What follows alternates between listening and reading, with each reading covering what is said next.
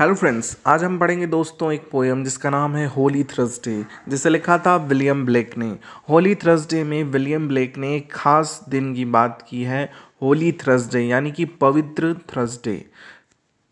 और उस पवित्र दिन में बच्चे लोग किस तरह जाते हैं चर्च और वहाँ पे वो कैसे प्रेयर करते हैं, वहाँ उन्हें क्या देखने को मिलता है होली थर्सडे के दिन, और वो कैसे स्कूल से चर्च तक पहुँचते हैं, इसकी जर्नी विलियम ब्लेक ने इसमें दिखाई है। यह एक खूबसूरत सी पोयम है क्योंकि इसमें बच्चों को अलग अलग चीज़ों से जोड़ा गया है कि वो कैसे दिख रहे हैं, कितने पवित्र जगह पे जा रहे हैं और कैसे सीख रहे हैं।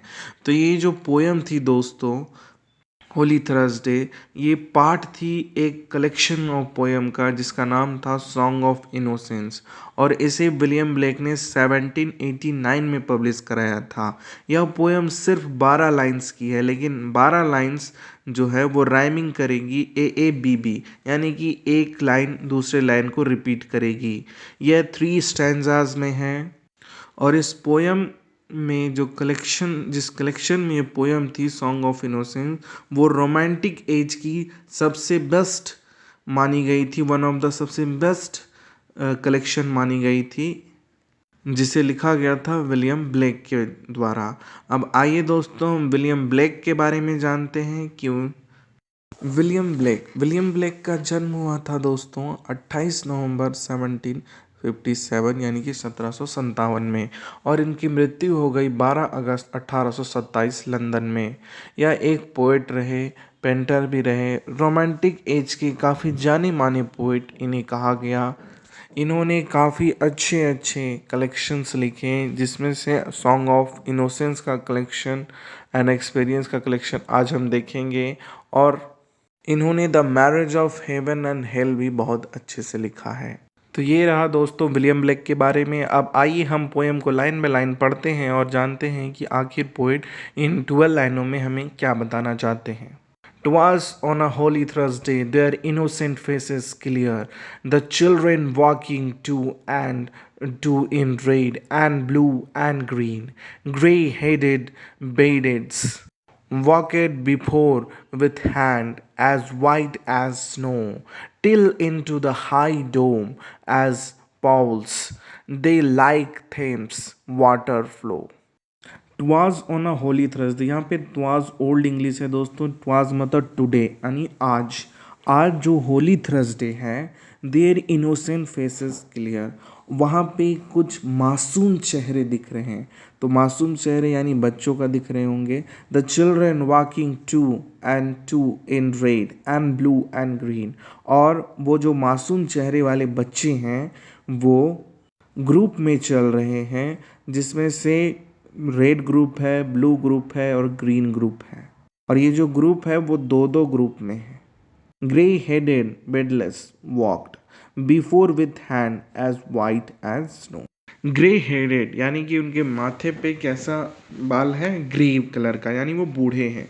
ग्रे हेडेड विडल्स, यहाँ पे विडल्स का मतलब है जो चर्च में काम करते हैं, फादर लोग कह सकते हैं। तो वो लोग वॉक्ड कर रहे हैं before with hands as white as snow, और वो वॉक कर रहे हैं बच्चों के आगे, यानी कि उसके पहले वॉक कर रहे हैं और उनके हाथ में एक छड़ी है। Till into the high dome of Paul's they like Thames water flow. Till into the high dome यानी कि ये तब तक नहीं रुकते जब तक ये चर्च तक ना पहुंच जाए। पॉल दे लाइक थेम्स वाटर फ्लो, और कैसे लग रहे हैं ये, मानो पानी बह रहा हो, ऐसे तेजी से बहते चले जा रहे हैं किसकी ओर, चर्च की ओर। और यहाँ पे फर्स्ट स्टैंजा खत्म होती है। अब हम सेकंड स्टैंजा में देखेंगे पोएट क्या लिखते हैं। Oh what a multitude they C made, these flowers of London town, seated in a companies, they sit with radiance all their own. The hum of multitude was there, but multitude of lamps, thousands of little boys and girls rising their innocent hands. Oh, what a multitude they seemed, these flower of a London town. ओ कितनी सुंदर ये लग रहे हैं, मानो London के flower जो London town में जो फ्लावर्स उगते हैं, जो फूलें उगती हैं, वो कितनी पंखुड़ी कितनी कोमल होती है, वैसे ये लग रहे हैं। जैसे कि आप पिक्चर में देख रहे हो, जो फ्लावर होता है उसका जो पंखुड़ी होता है वो काफ़ी सॉफ्ट है, तो वैसे ही लंदन टाउन के फ्लावर की तरह ये दिख रहे हैं।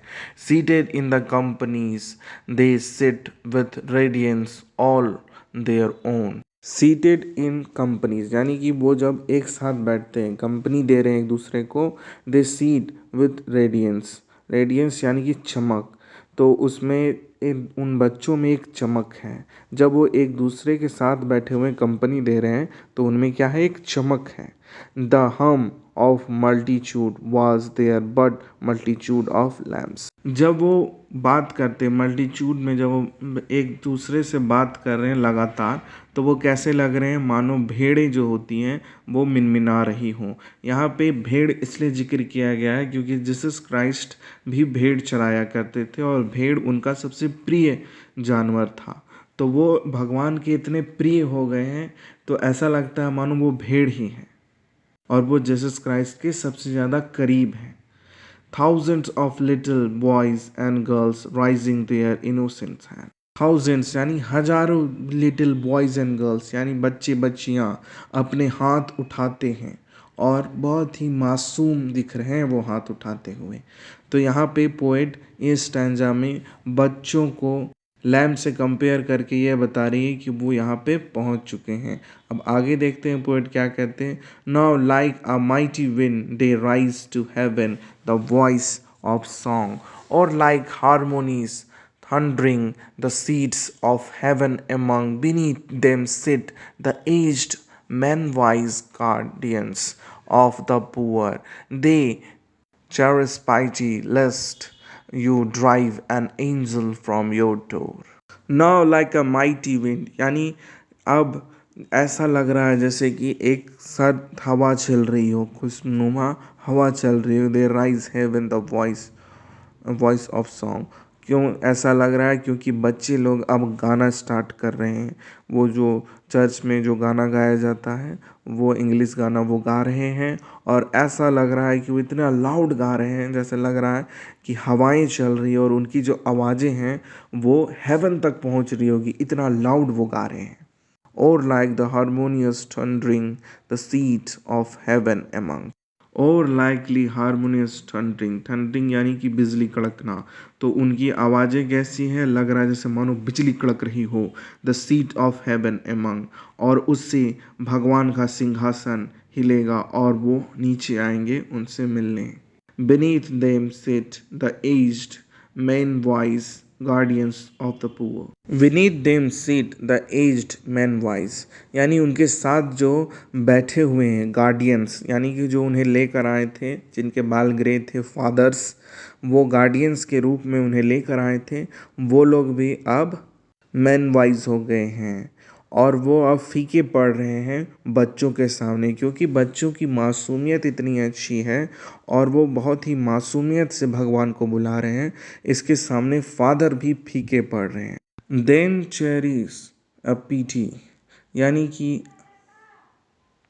हमें इन पर दया दिखानी चाहिए। लेस्ट you drive an angel from your door, और हमें इन्हें भगवान को बुलाने देना चाहिए क्योंकि यह एक एंजल, एक परियों के समान है ये छोटे बच्चे। और यहाँ पे यह पोएम ख़त्म होती है। आपको यह पोएम कैसी लगी? इसमें बच्चों के मासूमियत को दिखाया गया है, कंपेयर किया गया है भेड़ों से और भी कई चीज़ों से, और दिखाया गया है कि भगवान के सबसे करीब ये बच्चे ही हैं क्योंकि ये काफ़ी मासूम और काफ़ी अच्छे हैं। आपको मेरी एक्सप्लेनेशन कैसी लगी? आपने मुझे पूरा सुना, इसलिए धन्यवाद। लाइक करें, शेयर करें और सब्सक्राइब करें। कमेंट सेक्शन में बताएं कि आपको इस पोएम में क्या अच्छा लगा। मैं आपसे मिलूँगा नेक्स्ट स्टोरी में, तब तक के लिए जय हिंद दोस्तों।